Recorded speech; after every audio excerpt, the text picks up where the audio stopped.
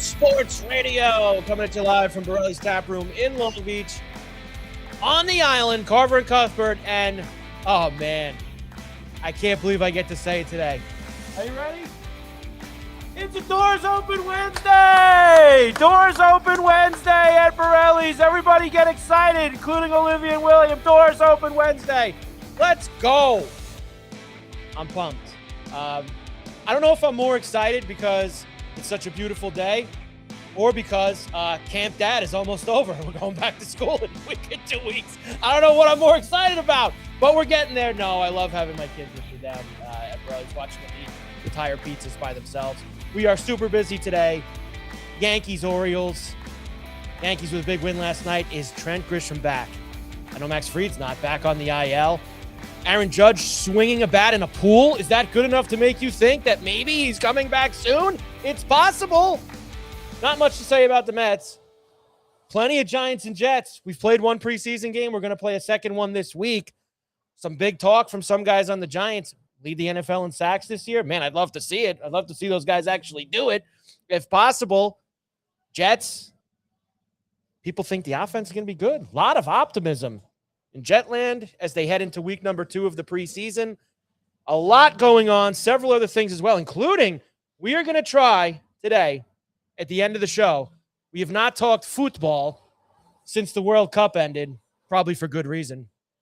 But the Premier League is back this weekend. And the question stands, will Paulie's Man United win the Premier League this year? Ooh, that's tough. And should I bet on them at plus 700 to win the Premier League? That is the question. I have been looking into it. The flaws with all the other teams at the top. Man City going to take a step back.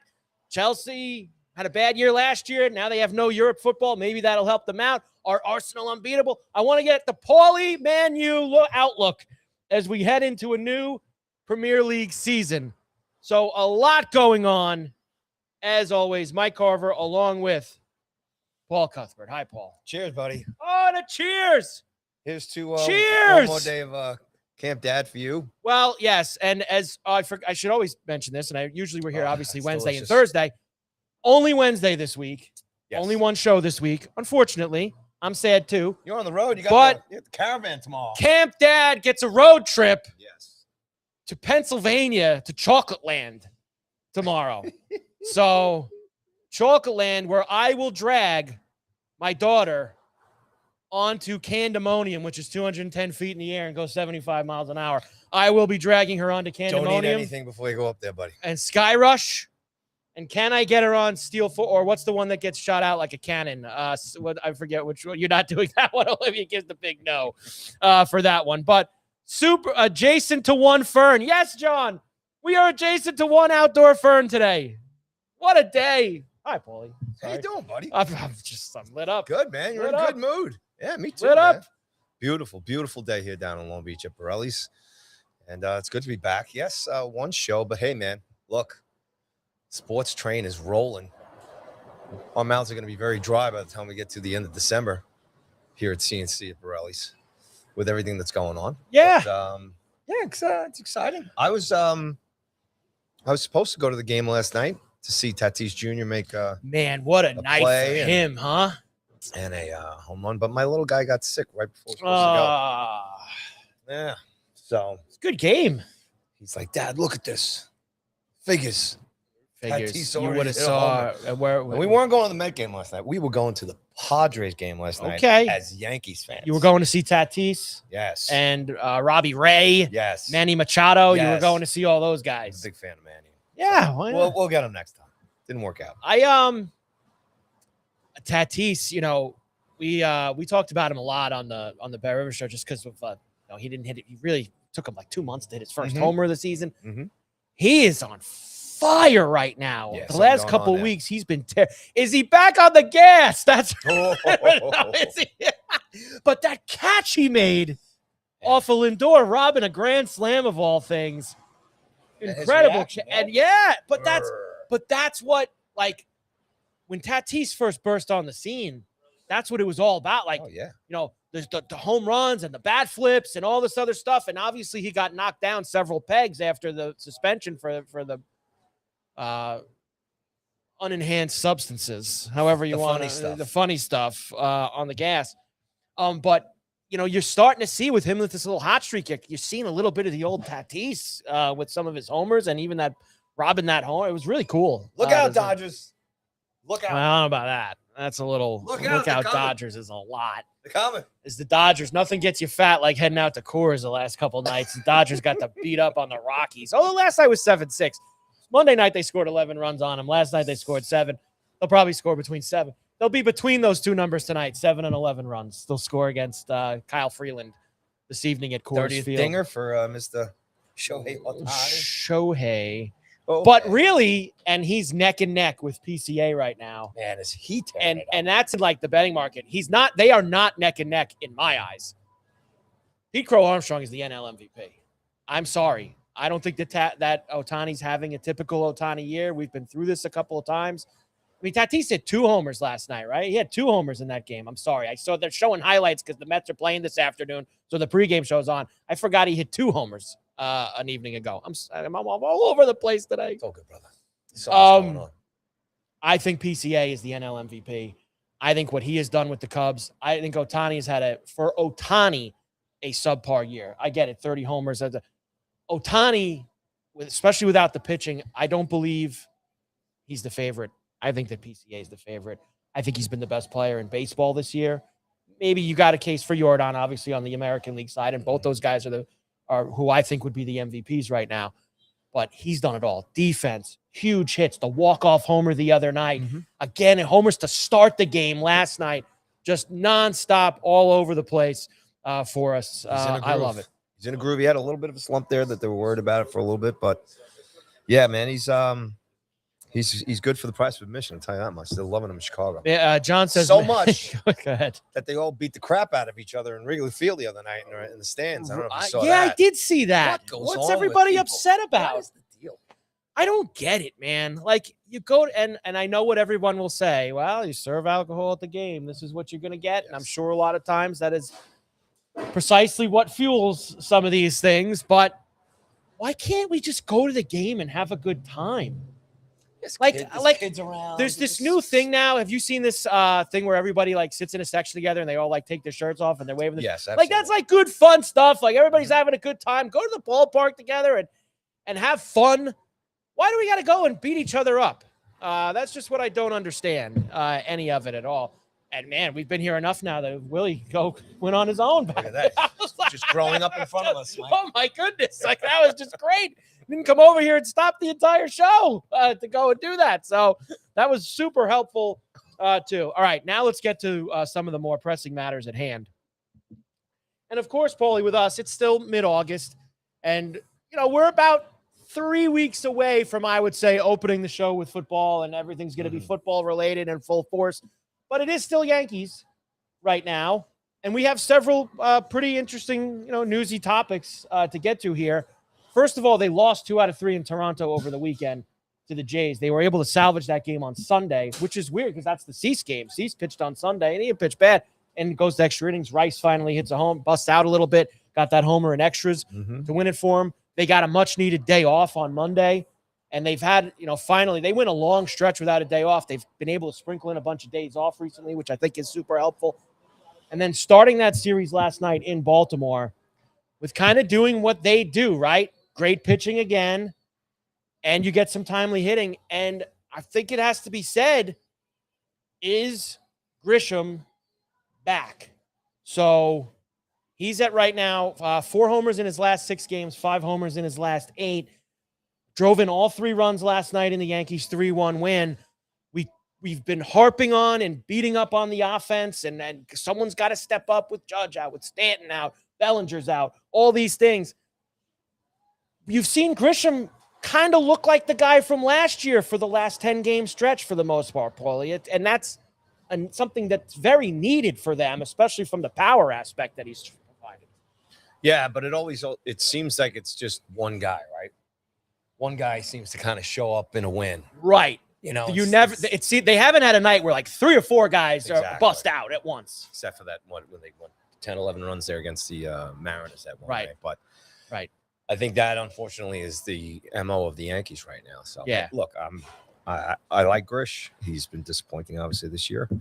But again, it's just it's lining things up. It's getting everybody involved every game. I mean, could you imagine if they all kind of synced how powerful they could be? You know? Yeah, and that's just the problem. Yeah, it is. And look, I'm all for anybody wanting to break out because they've, thinking of Garcia, and I don't think Garcia's been awful since they've traded for him, but one of the reasons why they traded for Garcia was his power. Homered his first game with the Yankees, hasn't homered since. So you haven't gotten, and they faced some righties that are kind of gas cannish, and I feel like they should have maybe, I think there's a couple of guys he maybe should have gone deep off of. And then you also have this Ramos who's done nothing so far since coming. And I didn't have a problem with the Ramos trade. I think he's a tough player, but man, he swings and misses a lot, Paulie, like a lot. Yeah, it's emphasized for us, obviously, being Yankees fans, but he's not like the only guy part of these trade deadlines that, trades that were made that aren't, playing well and putting up numbers. And again, no doubt. It's not just him. Yeah. I mean, obviously, I mean, for the Sox, Rutschman just hit his first homer for them yesterday as he's come back. And, I know everybody wanted him and everything that they gave up for him. But he was also coming off an injury when that trade was made and other things. It takes guys some time to adapt. I think we just got to stay in the boat here because we're either going to, the Yankees are either going to, topside and go over, or they're just going to stay here. And, I mean, look at the Blue Jays, what they've done here in the last week or so. Right. Well, I'll get to that in a moment. The AL. Our pitching, obviously, even with Fried going down again, it's weird. Fried goes down, Rodon comes back. Right. Hendrick's been great. Bednar's been great. Yeah. So I think we're all right that. So at least if there's one of our problems there, that's okay. But we all know we've been badgering on this all season. The offense has just been erratic and unfulfilling. Well, think about this too. We're asking for a lot from Ramos, and they're hitting him like third or fourth every night right now, right? I mean, he's hitting at the top. Think about if you could get some of these other guys back. And I don't even know if he'd technically even be in the lineup per se. When Judge and Stanton and Bellinger all come back, he's probably going to be more of a bench role at that point. But let's say he is in the lineup. Now you're asking him to hit like seventh or eighth, and you're pushing. And I feel like that might be a more comfortable space for him. You're asking him to be when you hit a guy third and fourth, you're asking for production. Like you need it. I feel like he'd be more suited down near the bottom, and where the other guys are the main focus, and he can kind of blend in there at the bottom and get a little bit more. You're painting a clear picture of what's going on this season, right? Right. You've got three major holes that have been announced: Stanton, Judge, and Bellinger, right? Yeah. These guys are hitting in position. You got a kid who's only played 12 games with us in there in the line. Right. And I don't have a problem with it. He made another good play last night. Rodon was into it. I think we're okay with Lombard, man. I do too. Everybody's kind of enjoying it. And I was hearing on one of the programs this morning about how his numbers in 12 games compared to other guys in the lineup and stuff, like I said, as far as his WAR and everything else. So no, I think Lombard's he just looks like he's got it. And I think the more he gets used to, this top end kind of pitching, he's got a lot to go. But at least I think defensively now we're okay. And Lombard can hit the ball and he'll have his moments. So I think it's wild, right? To be our shortstop situation right now is pretty good. I think it's solid. I think and look, as I said that I think we were on the day or two after he debuted and he hit that homer. And I said to you, listen, that's all nice, but don't expect that. Like that, having that kind of power. I think he's maybe had one since. I think he's got 2 homers overall. I think the most important thing to me is he looks so steady defensively out in the field. And that's going to be the most important thing because, again, I know I'm sounding like a broken record here. When you get all the guys back, as far as offense goes, now you're really not relying. You're just whatever he could chip in that 7, 8, 9 area of the lineup is going to be just fine for you. Is everybody okay? Look out. But and again, I think that benefits him too if he's more towards the back in the lineup with if we get all these guys back in the meat of the order, and then if Chris stays hot and if Benny keeps the back going, and then you have those 3 monsters coming back, and then we're looking good, and and if the pitching can kind of still hold up here health wise, I think we just what I was saying about the boat, we just have to stay. No, and they are staying that, and I think that because we go lose 2, win 3. They're 3 up in the loss on the Red Sox right now in terms of obviously hosting a potential 3-game wild card series with the Red Sox like last year. No, they're in that boat. The Rays are still 5 games ahead of them in terms of the division. I'm not saying it's completely over, but I don't know if the Rays are going to be relinquishing that. Rodon returns last night, and I'm not a Rodon guy. I've talked a lot about how I'm not the biggest fan of his. And I think what eases me a little bit more is when you really start to think about it, if everyone's healthy and Fried goes on the IL and they claim it's just going to be the 15 days, they claim, but I'm always very skeptical when it comes to Yankees with their medical staff. He just needs a rest. He came back. He's pitched really well, hard. He has. Rest him for 15 days. But at the end of the day, when you get to serious October baseball, as much as I harp on Carlos Rodon, is he in the picture? Because if Cole and Schlittler and Fried are healthy, especially in that 3-game series against wild card series against Sox, those are the 3 guys getting the ball in those 3 games. And I know that's probably going to piss Rodon off because he probably feels like he should be a bigger part of it. But I don't think he's done enough in his Yankee career so far to merit that. He has an opportunity to now to step up, and make that a hard decision. Sure. And that's a good thing. And let's not forget, Weathers has pitched super well over his last few outings. I feel like Warren's the guy who's slipped maybe a little bit recently, and he's pitching tonight against the Orioles at Camden Yards. And he's coming off a game where he gave up 3 homers to the Mariners last week, and he didn't pitch very well. So there's some competition here now for a staff that has been very, very good. And we're honestly quite lucky when a guy like Fried goes down, you got a guy like Rodon come in and pitch a good game and is back in the rotation.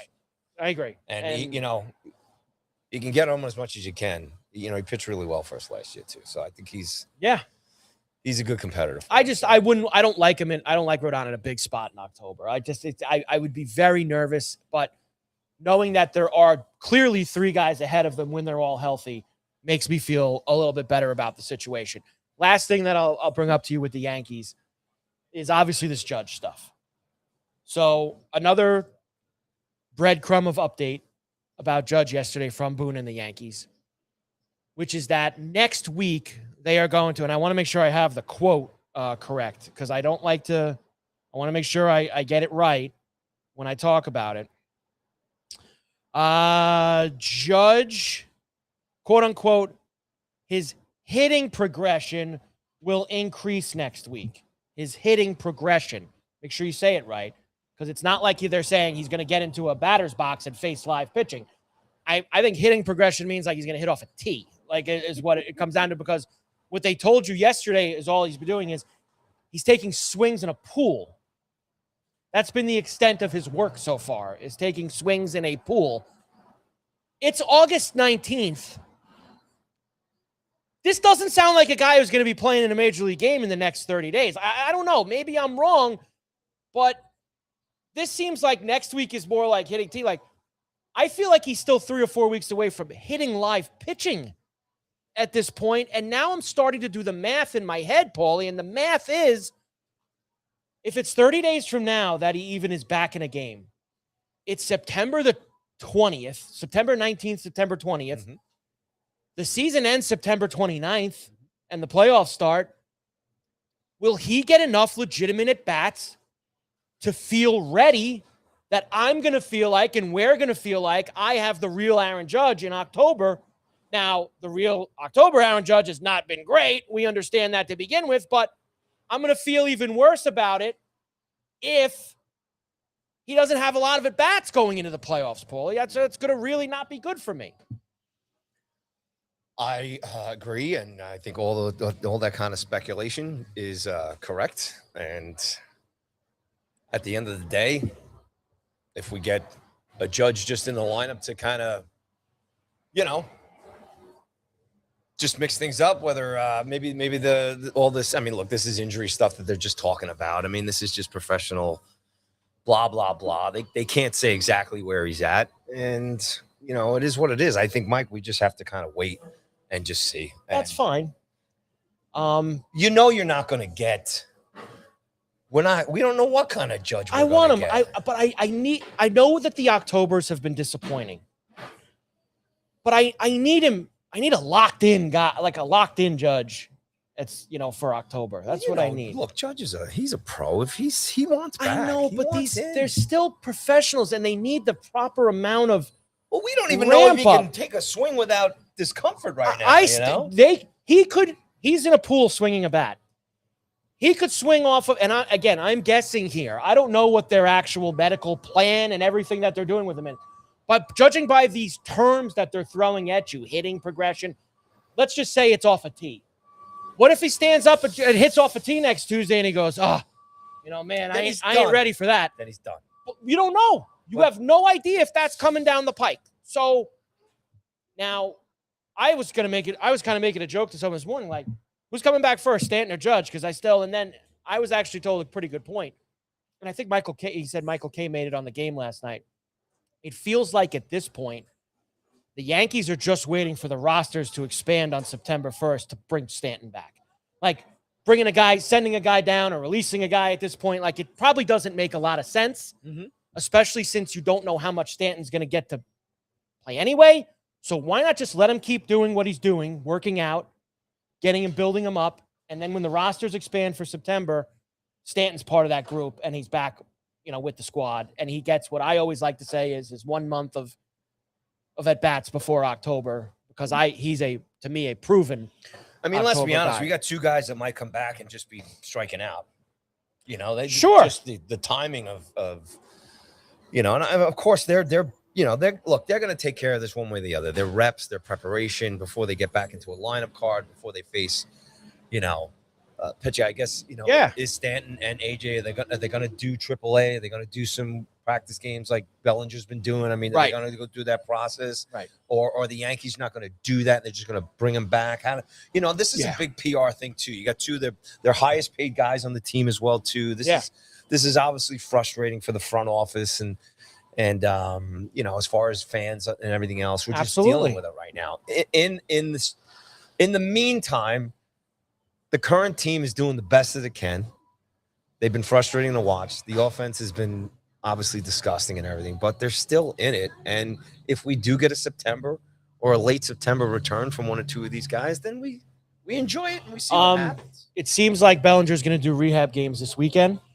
It sounded like Thursday, Friday is when they're going to start. Cody might almost be more important to get back than the other two because getting him in the field and so you think Ramos has been a hack in the field too? You don't like him defensively? Well, I just think Cody's your star. Cody's one of your main guys. Of course, you want him in. Now he wasn't having a great year before he got hurt, but you still want him in there. And I agree with you. I want him in there. So I know it's kind of the same story every week, but you get these little breadcrumbs of information as we get closer to September. Because September is super important to me to get those key ramp up at bats to October, because that's really what the goal is in what is an awful and wide open American League.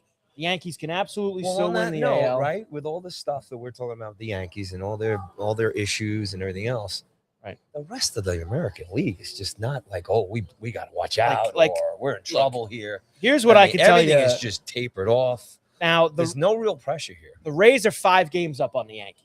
Which is not like they're 12 games up on us. The Rays are going to be in the playoffs. That's fine. Yeah. Okay. How about the White Sox have got a 4-game lead now in the Central?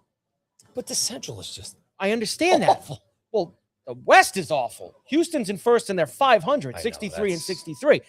So think about this from a White Sox perspective. If they can continue doing what they're doing, they're going to get a bye in the wild card round. They're going to get that round off and have home field in the division round as the 2 seed in the American League, which is because the West is so bad. You're going to get that. But listen to this slop for the last wild card spot in the AL. Now, the Yankees and the Red Sox are light years ahead. They are right now. Yankees are 8.5 clear of everyone chasing. The Red Sox are 6 clear of everyone chasing. So the Yankees and the Red Sox are 1-2 in the wild card.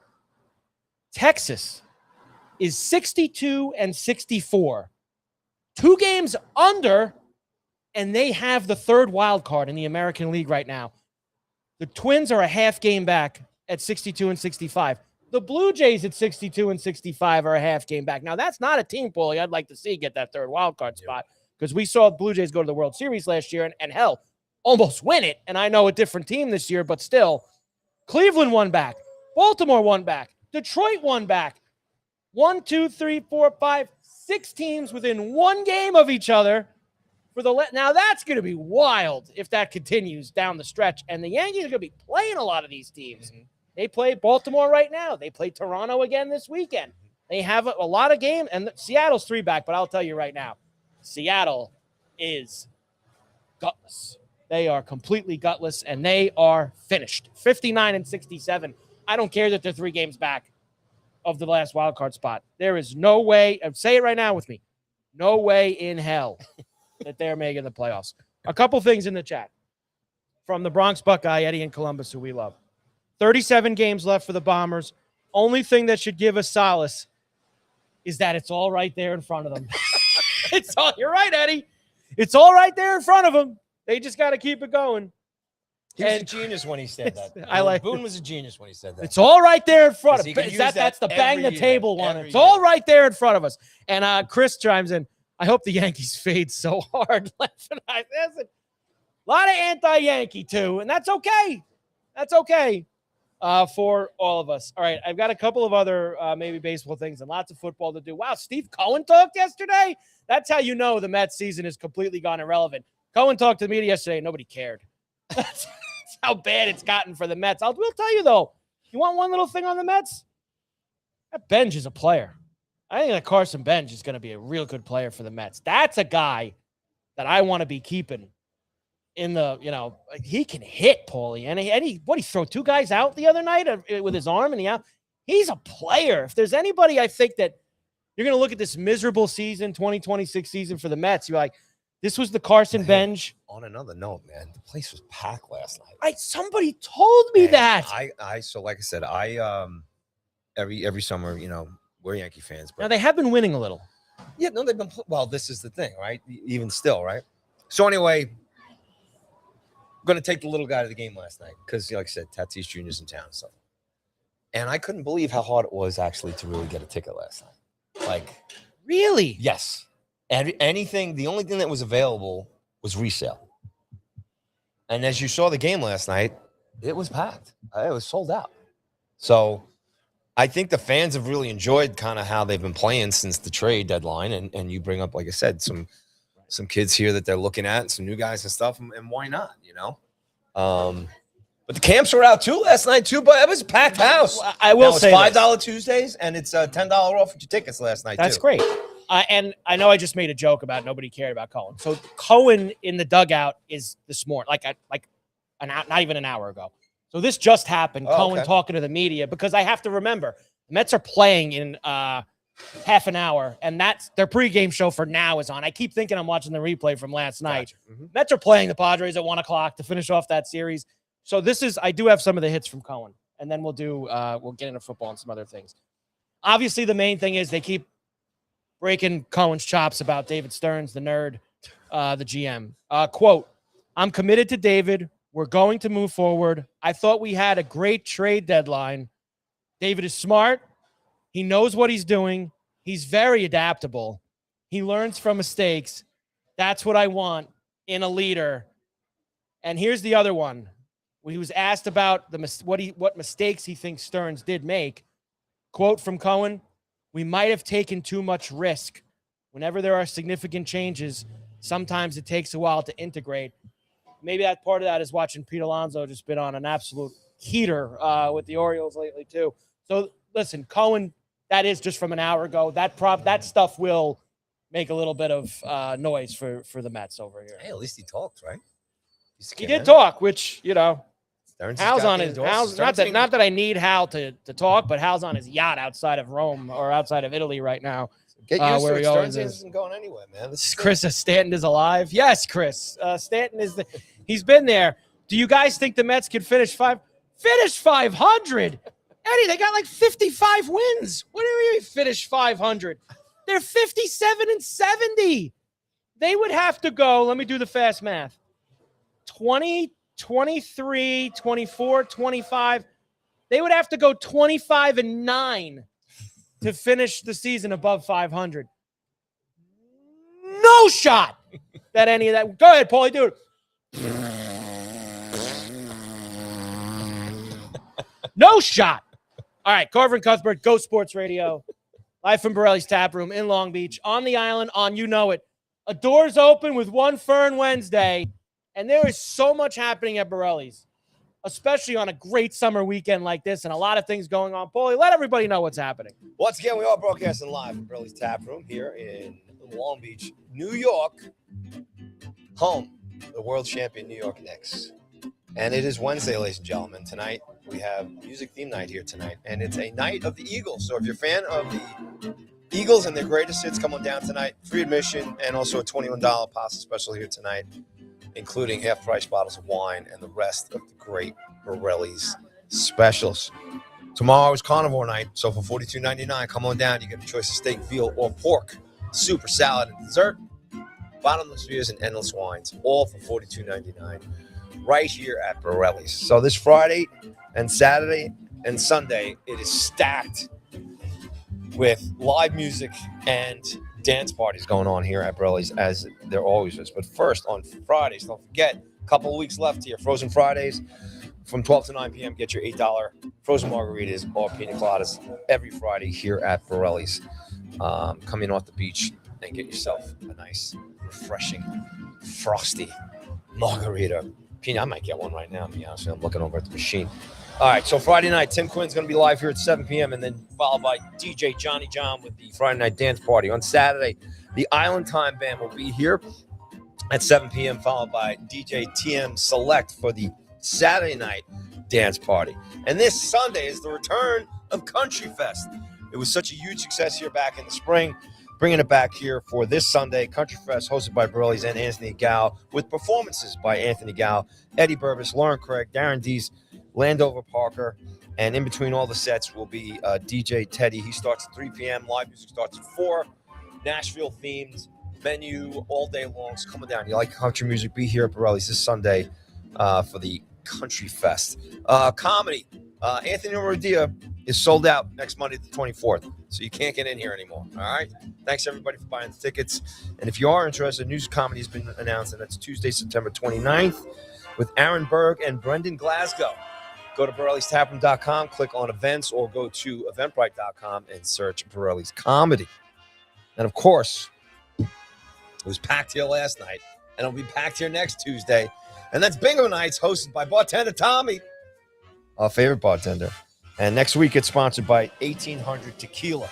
So come on down. Bingo Tuesdays are always a blast and always packed here at Borrelli's. And again, don't forget, the football is back. Preseason right now. College football, everything is knocking on the doorstep. So make sure you get down here for all the incredible specials here down at Borrelli's, including beer towers, mimosa towers, 2-for-1 pizzas.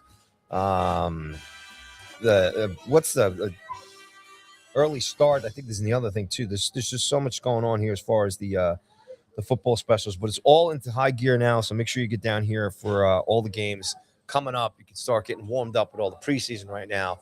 Tons of specials here for football, college football, and everything else. And don't forget, anytime you come down here, mention the CNC podcast, and you start your day off with a free Miller Lite draft. And that's what's going on at Borrelli's, Mike. What else is not going on at Borrelli's? How about that? Man, I had a bus trip last week to see Guns N' Roses. There's more bus trips. I think there's another couple bus trips coming up, too, for the country shows that are coming up at Jones Beach. So, I don't know, man.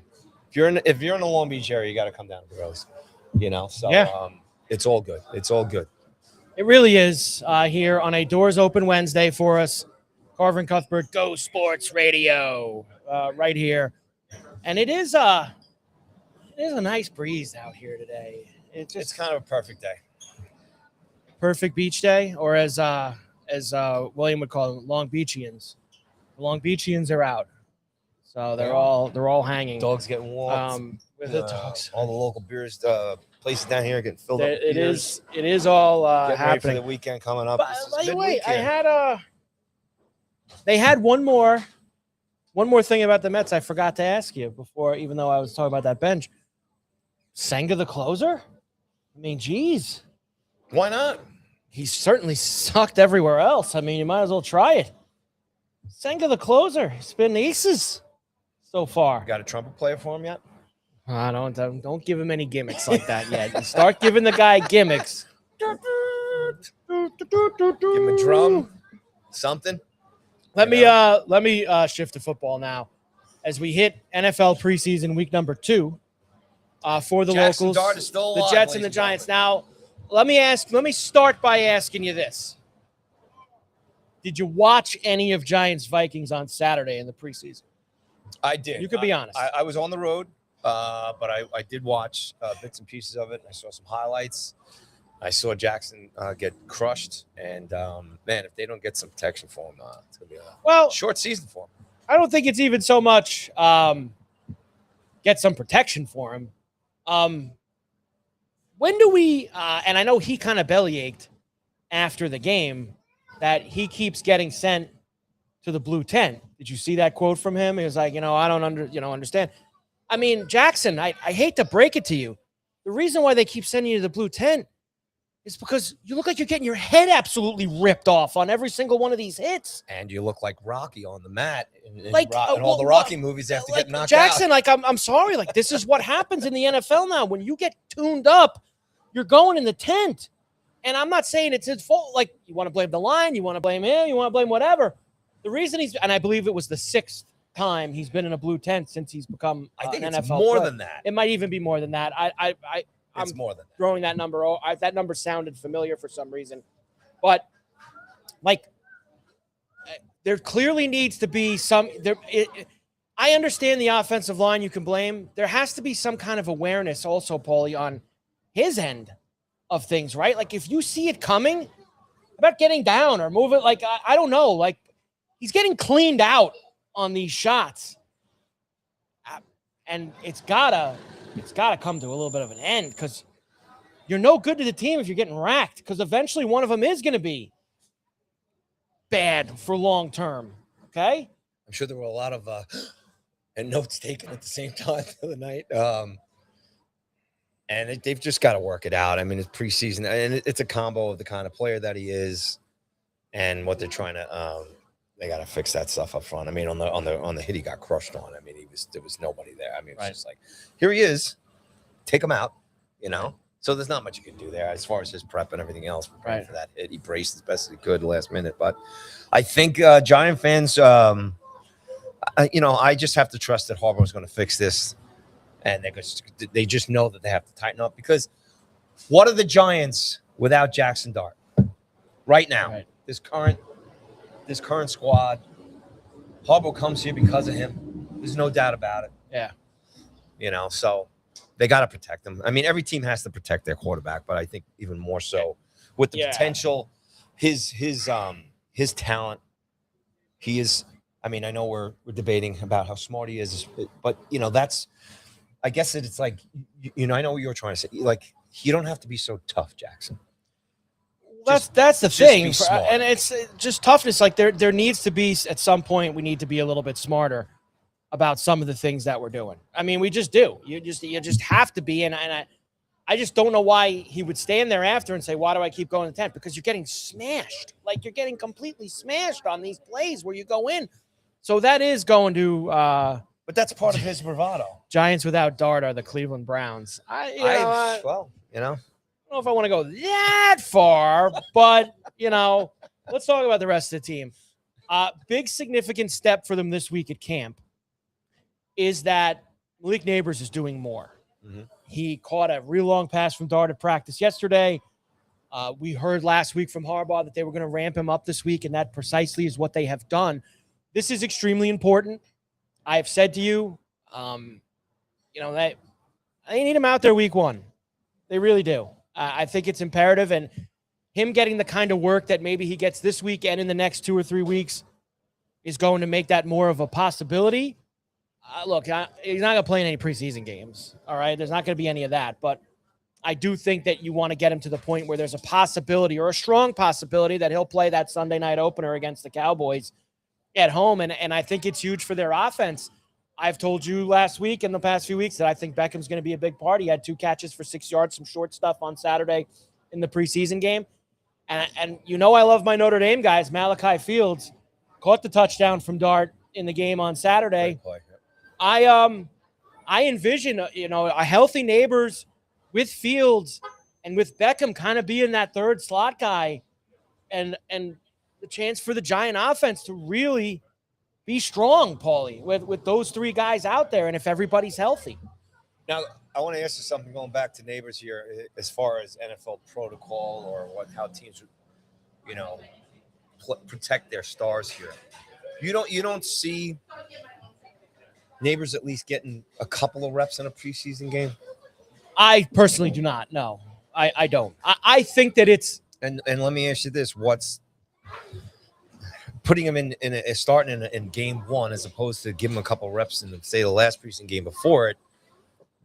I just don't. I just think you want to minimize the risk. I just think that that's kind of what it comes down to, and I'm not sure that it's getting a couple reps in a meaningless preseason game for a guy coming off a major injury is necessary. I think that the kind of work that they will do in these joint practices and the other stuff that they're going to do over the next 3.5 weeks is more than enough that if they feel confident enough with him running around that they could put him in there in the first game against the Cowboys. Is the concern on his injury as far as his improvement, or is the concern about getting a hit, getting pulled down awkwardly? I mean, because that's going to happen one way or the other. I guess I'm also saying, hey, give him a couple of tosses in a preseason game before putting him into I'm just asking, like, how does that work in the schematics of the offense and the planning and stuff, right? So if he's not, I mean, obviously he's running routes and everything in practices and everything else. Correct. But if he's not getting it in gameplay against, a competition or a really top, at least a couple cornerbacks, safeties or whatever like that, and then you put him in game one and Dart's working with him for the first time, I guess I'm just understanding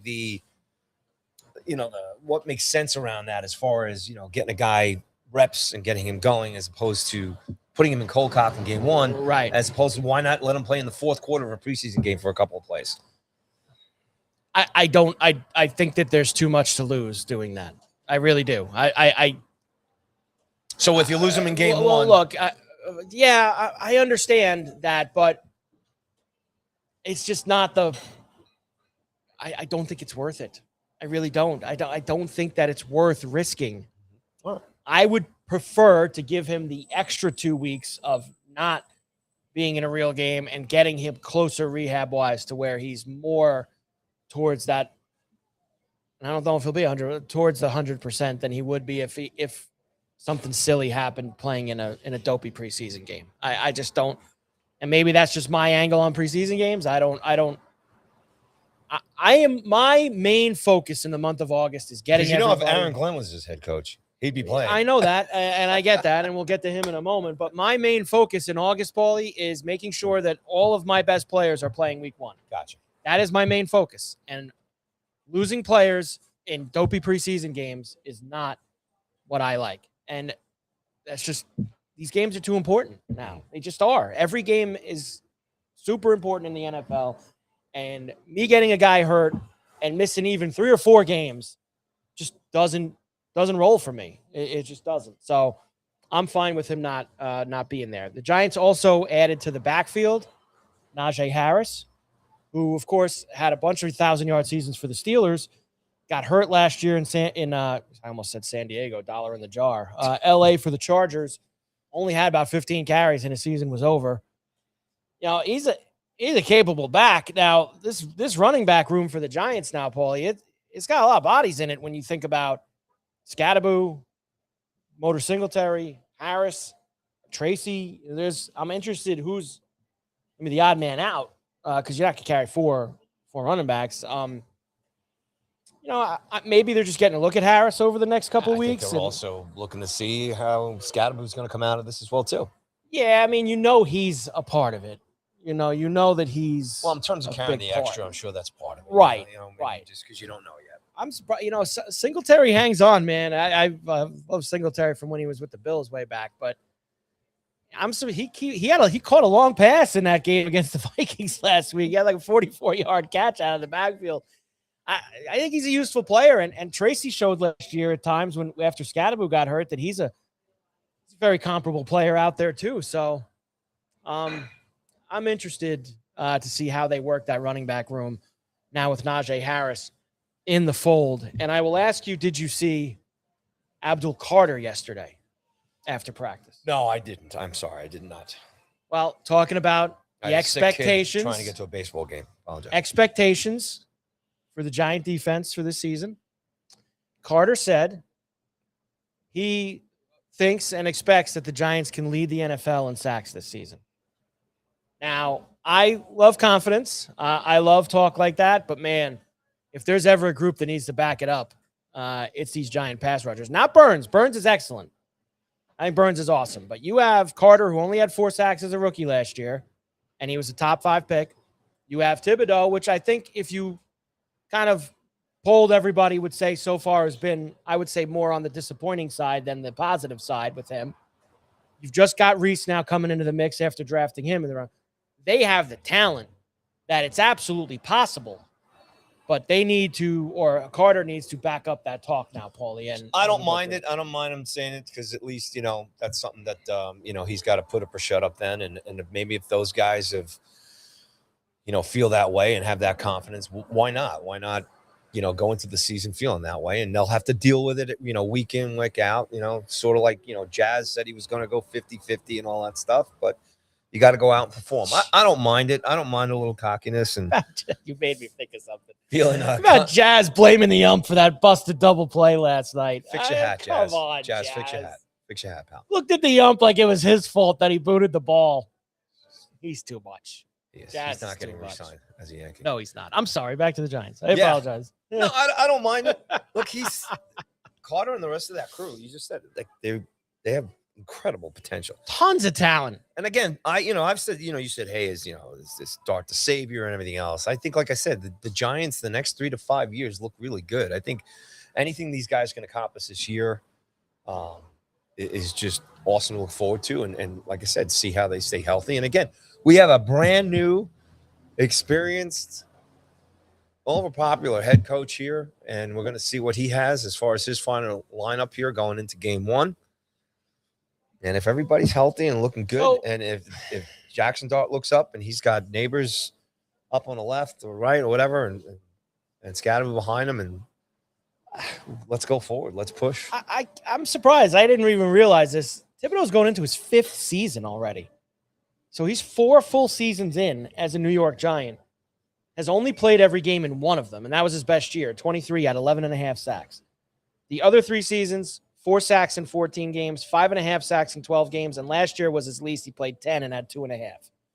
So he's another guy, though, that, now it's time to get paid. He's back there where I plugged in his stuff. So Willie comes and he doesn't plug in his tablet. Being a fellow dad, you recognize my look. Oh, I know what you were looking for. You're like, where the hell is Willie? I know what you were looking at. And I plugged in his tab because, of course, he comes without charging up the tablet, which I told him to do. Dads know. And I put him in the outlet way back there in the Q spot, back in the back quarter back there. Inch, look one way, and you're like, he's okay. So I know he's there. I just don't want him in anybody's way. So, because he just can't. He's in that. Can't let it go for more than 5 minutes. We just can't let it go. We can't let it sit there and charge and get charged up, like I said. And then the next break, I'd bring it back over with a little bit of juice, and that would get him to the finish line today. But nope.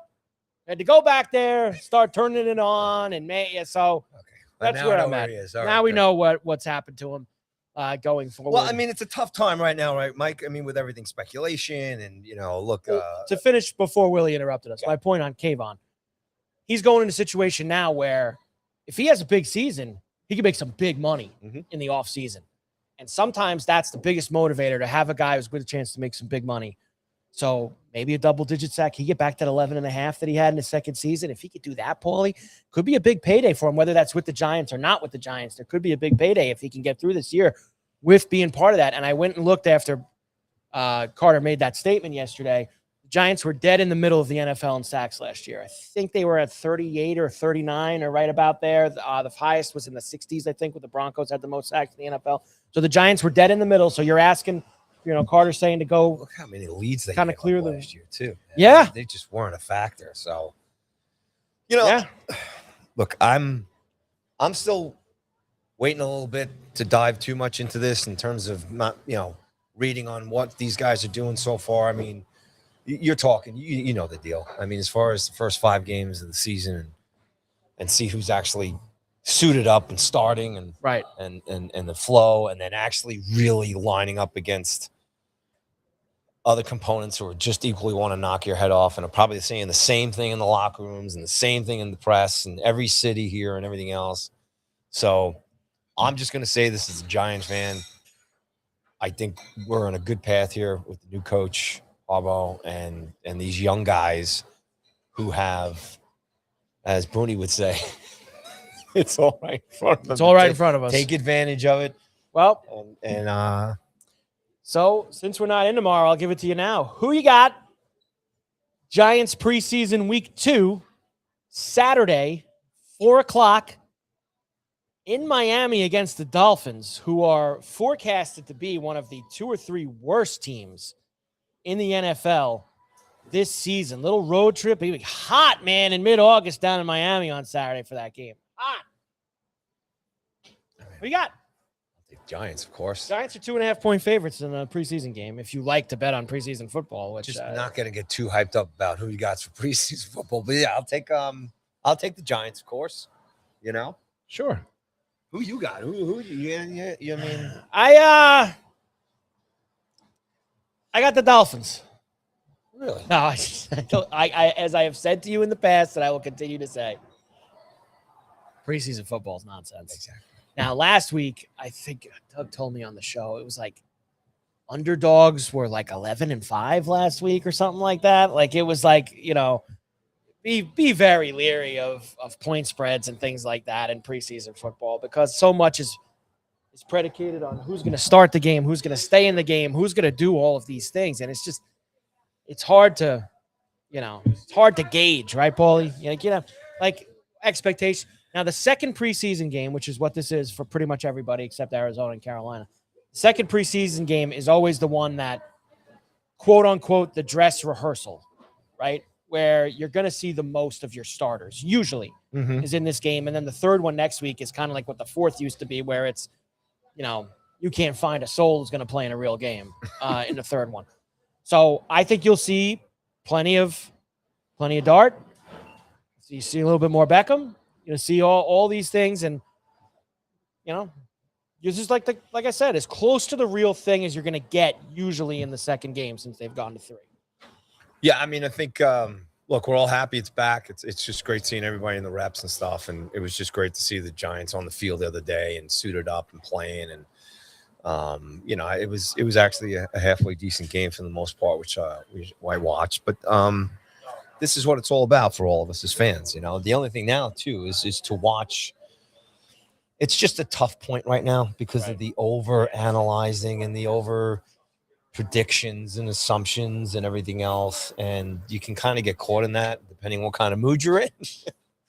It'd be like, all right, let's just let it go and stuff. But hey, it's here. We got games on. Just kind of watch it and stuff. And all of us who are real diehard fans of the sport and everything else are just waiting for the real thing. Yeah, that's it. And it's almost here. That's the hardest thing for me is and especially I say it a lot. Betting aspect of it. I despise it even more. Yeah, because of that. I know that I feel like I repeat this. It's just so tough to get through all this. Like I need the real thing. Like this doesn't do it for me. Like I said, all I'm doing is I'm just hoping no one gets hurt. That's it. Like, not even just for my team. Obviously, for my team, I don't want to, but even league wide, because it changes so much. If a starting quarterback gets hurt or a big player gets hurt, like it ruins before it even starts. And you just don't want any of it. So, what's your vibe so far of the Bills camp with the new guy? I mean, it seems kind of status quo. It's another thing, Paulie, where I feel like I need to see that real thing to get a better gauge of it, Like I like some stuff that they did on Saturday against the Panthers, and Josh threw a nice touchdown to Keon Coleman, and wow, maybe Keon Coleman's still there, and can he be a contributor? They were using him in the slot a little bit on Saturday, which I think is going to be pretty interesting. And you know what?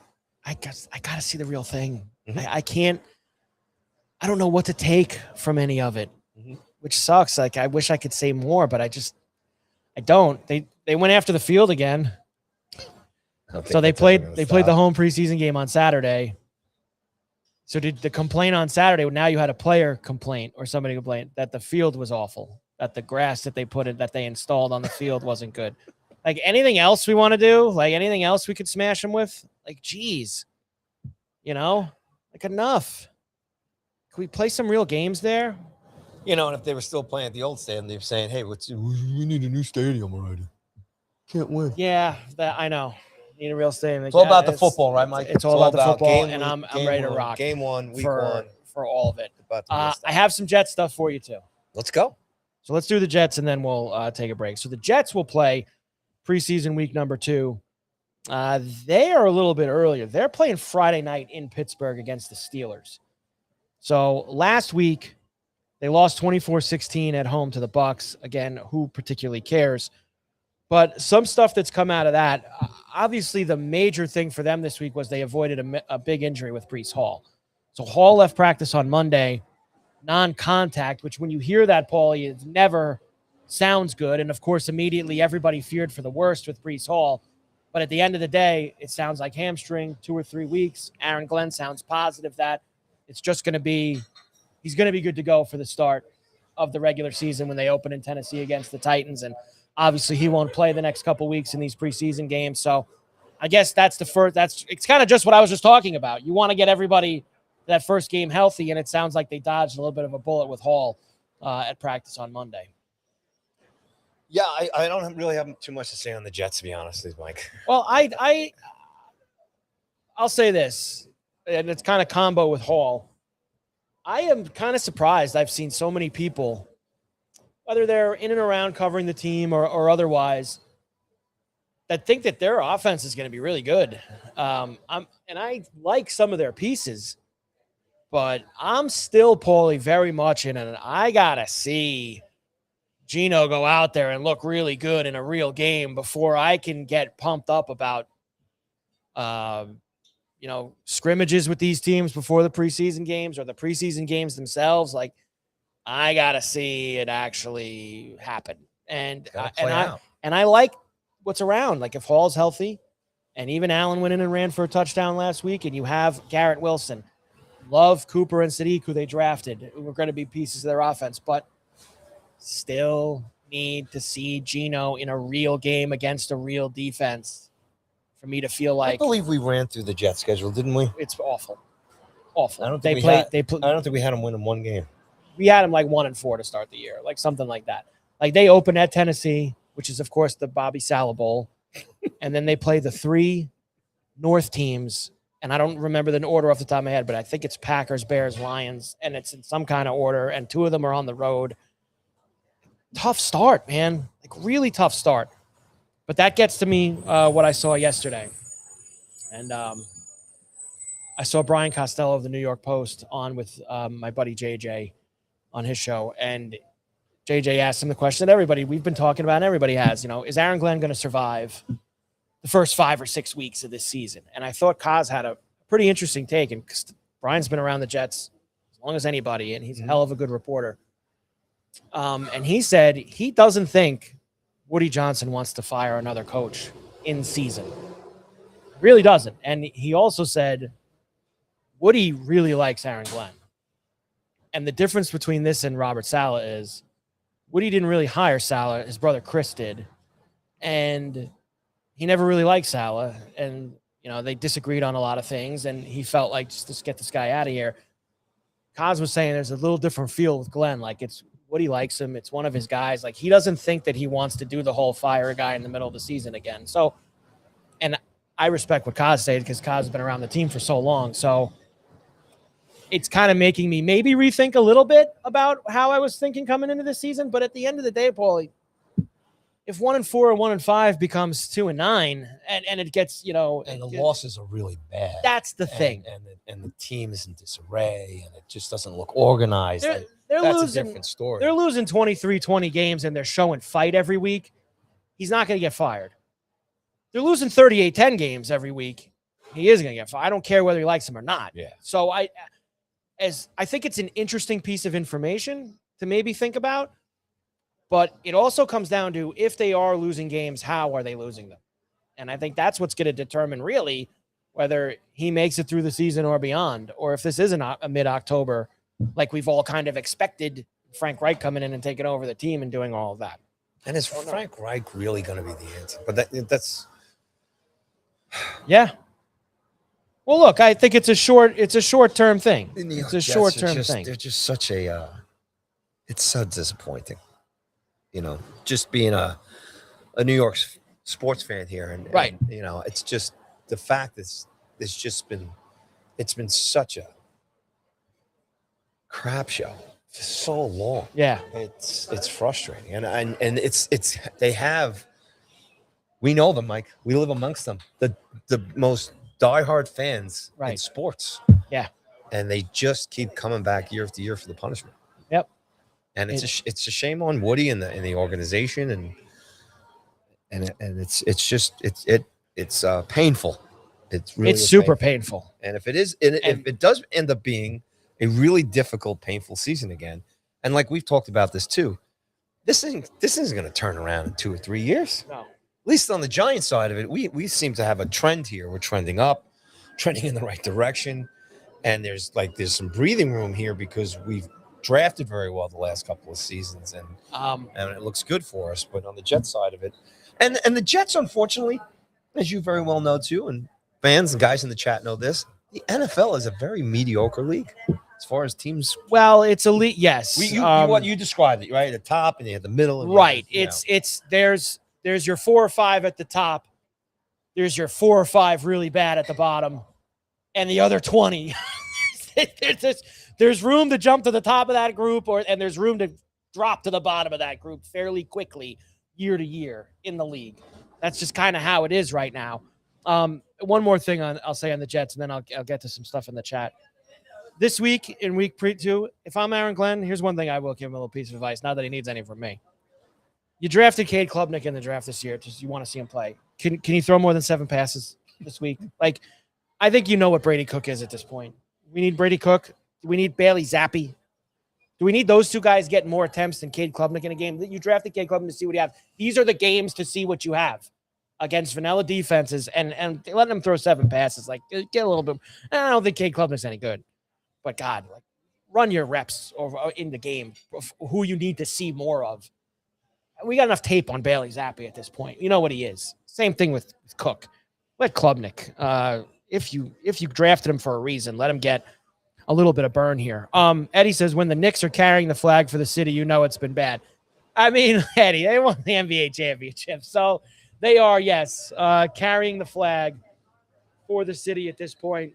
And the Knicks have actually, had more playoff appearances. And at least recently. Look, they've been obviously a lot better, and now they've capped it off with a championship. And that's all good stuff. JETS sucks. Yes, John. What's this poll? What am I missing? I guess he means the college football number 1 in both the AP and the coaches poll is Ohio State. So Eddie in Columbus with Ohio State. I'll do a little of that when we come back, because there's something that I just cannot believe that I saw, because I've been now ramping up my college football. Okay. And I will do that when I come back, along with a few other things. Carver and Cuthbert, Go Sports Radio, live from Borrelli's Taproom in Long Beach on the island. Doors open Wednesday. Beautiful weather. Come down and hang with us here. And the pizzas are out. Olivia's not eating hers. I don't know what's going on with Olivia with the pizza, but hopefully she'll start eating hers very soon. We got a lot more to do, Paulie. Why don't you tell us what is going on at Borrelli's? Once again, we are broadcasting live from Borrelli's Taproom right here in Long Beach, 912 West Beach Street, on the island, South Shore, baby. Blocks away from the beach. Doors are open today. It's gorgeous. Coming down for lunch specials all week long. Open at noon. $12 soup and sandwich special. Can't beat it, man. It's good stuff. Mention the CNC podcast when you walk in. You get a Miller Lite draft for free. Good stuff. So it is Wednesday. So tonight we have one of our Wednesday music theme nights here. And tonight it is the best of the Eagles. Live performance here. Greatest hits of the Eagles starting at 7 p.m. Free admission. And it's half price bottles of wine and a $21 pasta special. tonight at Borrelli's. Tomorrow and every Thursday is carnivore night, and for $42.99, come on down. You get a choice of veal, pork, or steak, super salad, and a dessert, bottomless beers, and endless wines, all for $42.99 right here at Borrelli's. Now, Frozen Fridays, we got a few weeks left here. The frozen machine is in swing gear here. So come on down from 12 to 9 every Friday, $8 margaritas and pina coladas right here at Borrelli's. Kick off your weekend right here. Come off the beach and get yourself a nice frosty margarita or pina colada. Friday night live music this week is Tim Quinn, 7 o'clock, followed by Johnny John and the Friday night dance party. On Saturday, we have the Island Time Band, and they should start around 7 o'clock, 9 the latest, and then DJ TM Select will follow up with the Saturday night dance party here at Borrelli's. This Sunday is the return of Country Fest. It was such a huge success here in May, bringing it back, hosted by Anthony Gow and Borrelli's here, featuring performances by Anthony Gow, Eddie Burbis, Lauren Craig, Darren Deese, Landon Parker, and in between sets and starting things off at 3 p.m. is DJ Teddy. And live music starts at 4, and there will be a Nashville-themed menu here on Sunday for the Country Fest. Get on down here and enjoy the day if you love your country music, Nashville, and all that other great stuff. Some comedy notes here. Anthony Ordia next Monday night is sold out here at Borrelli's, but there are tickets available for the newly announced Tuesday, September 29th show with Aaron Berg and Brendan Glasgow. So go to Borrelli'sTaproom.com, click on events, or go to Eventbrite.com and search Borrelli's Comedy. And next Tuesday, and every Tuesday is bingo night here, hosted by bartender Tommy. And next week's bingo night is sponsored by 1800 Tequila. Just coming down for all those specials and get down here early because it is always packed. And of course, even though, I'll say it on me, I'm a little just kind of out of it today with the preseason in the NFL. I'm just, it's not exciting me right now. I was excited it came back, but for some reason, maybe it's just some of the games over the weekend. Anyway, I'm rambling on here, but that doesn't mean that you can't come down here to Borrelli's and dive in to all the preseason football here and enjoy all the preseason NFL specials, including beer towers and mimosa towers, 2 full and pizzas, and $35 bucket specials, Surfside, and all kinds of great stuff. We've got a great tap selection here. TV's on all over the place. Great bartenders, great staff, great food. So make sure you get down here for all the football and the college football. It's all coming here real soon, right here at Borrelli's Taproom. And go to Borrelli'sTaproom.com and follow us on the IG at Borrelli's Long Beach. And again, don't forget, mention the CNC podcast anytime you walk into Borrelli's and get a free Miller Lite draft. And that's what's going on at Borrelli's this weekend. And a reminder, we're here today, me and Mike. We will not be here tomorrow. No show tomorrow. And then we get back to 2 shows a week as we do get a little closer to the real football and the real college football coming up here on the Gridiron. Next week, not only are we doing 2 shows like we usually do next week, but Camp Dad is over next week. So I know that pizza sales at Borrelli's are probably going to go down on Wednesdays and Thursdays after the last couple of weeks. But Camp Dad, at least my portion of Camp Dad, is over after the trip to Chocolate World this weekend. To Chocolate World. As my wife, Nicole, is off work all next week. And it's her turn, Camp Mom, next week before they start school on Tuesday the 1st. Good stuff. Did you see your buddy Roger Goodell? What did he do? I missed him. What did he say? Adam Schefter reports that Roger Goodell said it is inevitable that the league will eventually have a team permanently based out of the United States. I know you've been banging that drum for a long time, so there it is officially. Oh, it's going to happen. It's absolutely going to. Hey, what's up? It's absolutely going to happen. Another couple of notes I wanted to bring up. The Field of Dreams that we talked about so much last week. You got a rating for me? We got a ratings for Give me the ratings. Netflix, all that stuff. Great stuff. Sure. Did you watch any? No. We watched a little bit of it. This year's average viewership dropped from the last such game at Rickwood Field in Alabama. 2.5 million viewers in 24. Hello? The last time the event was held in Dyersville, Iowa, was 3.1 million viewers. This year, ladies and gentlemen, 1.66 million viewers. I think that there's a question to be asked here, and it's one that I kind of said to you last week. Like, how many times can we go out with the, and play in the corn with like Phillies and Twins? Like, who cares? Now, next year they're doing Royals Red Sox. Yes, another East Coast Midwest matchup. So that we're all excited for. I don't know. I don't know. I don't know. It's probably going to be around the same. I mean, and again, they did. Boston might boost the rates. I don't know how many years in a row you can run the same thing, the same playbook. Like, I get it. Like, the guys walking out of the outfield, and like everyone loves the movie. Costner doing his little talk. Like, but aren't we running the same play? Like, when can we switch from zone to man? Like, when can we do something else out there? I guess not. It's a little too much. Another quick baseball note before we move on here, too, is what next? Kid Joshua Baez last week hit the 3 home runs. 3 homers in his debut on Saturday. Debut. First time in Major League Baseball. First time, 3 homers in a debut. He has been over 18 since. He has not had a hit since. Yep. For him. Not a hit. Gassed out. First game. Unbelievable. It really is. Eddie in Columbus is in the chat. When you guys are back, it's week 0. You're damn right it is, Eddie. Next week, week 0 in college football. A week from Saturday. So next Thursday on the show. Big Who You Got. First Who You Got college football for the year. I'll be ready for it. And I feel like there needs to be on Wednesday, I think and Eddie's been asking for this and other people have been asking for this. I feel like next week, Wednesday's got to be like a Who You Got for the season. Big picture Who You Got. Okay. Who do we like going into the season? And then down. Thursday will be a week 0 specific Who You Got. All right.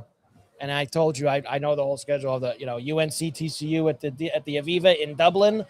You've got USC San Jose State. You have got UNLV Memphis that night. So there's plenty of week 0 games. So Wednesday, we'll do kind of teams we think can make the playoff, Heisman stuff, all that stuff maybe on Wednesday. And then Thursday, Eddie will be excited. We'll do some Who You Got for week 0 going into it. And the surprising thing, which we'll talk about on Wednesday with the bigger picture of college football, is we were doing kind of the betting preview for it this week on the Bet River Show. And Notre Dame is the betting favorite to win the national championship right now. The betting favorite, and CJ Carr is the betting favorite to win the Heisman right now. Man, that is I am a card-carrying homer for the Irish. That is a lot for me to take in, that they are the betting favorites in both of those. Throw that into next week for the discussion on that, or it'd be a much deeper discussion on it. As much as I love Notre Dame, I don't think that they should be the favorites to win the whole thing. We're both Notre Dame fans. Yeah. I feel exactly the same way. I mean, of course we want them to win it all, but I just don't. I'm not there. Good teams. And I felt like last year was the first time that, and I've always been I don't care if they don't join a conference. NBC gives them $1 billion to have basically run all their games and all that. Like, I felt like last year was the first time, like, not being in a conference hurt them, not making the playoff. And you look at their schedule this year, they've got two pretty, what I would call, tougher games than the rest. They go to BYU, which is going to be tough going to Provo. It's a whole nother world. It's very difficult to go there. And that's in mid to late October, somewhere around there. And, of course, as we talked about a few weeks ago when Q was back, the Miami rematch, the first Saturday in November, under the lights in South Bend, is a big one too. Now, with the rest of the schedule that they have, Paulie, if they were to lose one or both of those games, I don't know if 10-2 wasn't good enough last year. I don't know if 10-2 would be good enough this year. So I think they need to be on. Something that we really kind of, we'll look into, because we've got to look at everybody's schedule. We've got to look and see. Right. With this schedule, you should end up here. And right. Even if you do end up there, compared to, say, the other top programs in the country, does that match what they've gone through? It's a different gauntlet and everything else. So as much as we both are homers, we have to be at least honest and respectful to Now, the other great programs. some books do have Eddie's Ohio State Buckeyes as the favorite. You know, I see at one book Ohio State plus 550, Irish plus 600. I saw a book last night that had Notre Dame at plus 500 and Ohio State at plus 650.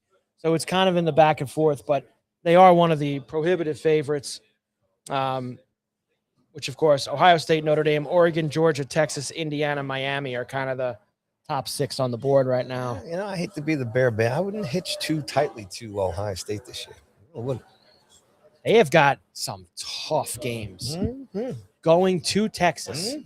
Have Ohio State have Oregon at home. They play Indiana at home. The game is at home. Like, they have some heavy hitter games on their schedule this year. Now, if they come out on the other side of it, well, they're going to be the number one team. Absolutely. The number one team.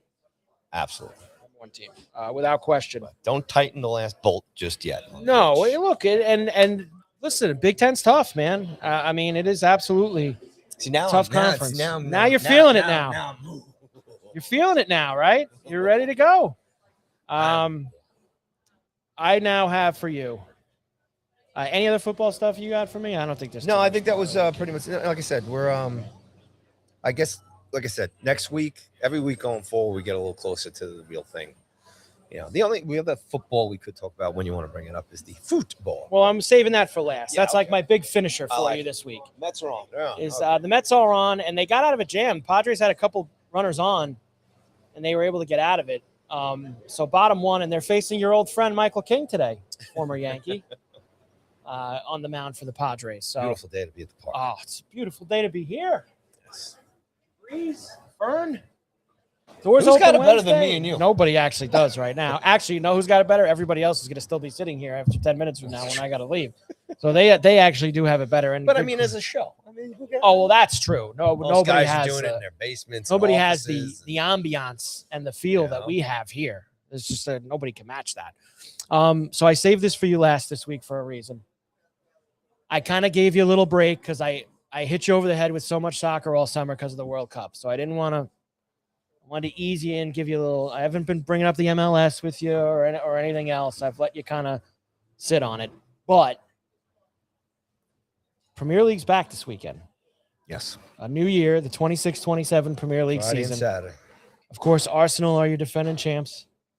Full weekend. League. Friday, Saturday, Sunday, Monday. Full weekend. Now, is there one game on Friday? Is there a standalone game Friday? Because usually the defending champs open the season. Yeah, right? Arsenal versus Coventry. They throw them a pigeon in Coventry. It's one of the teams coming up from the championship. That's just come on.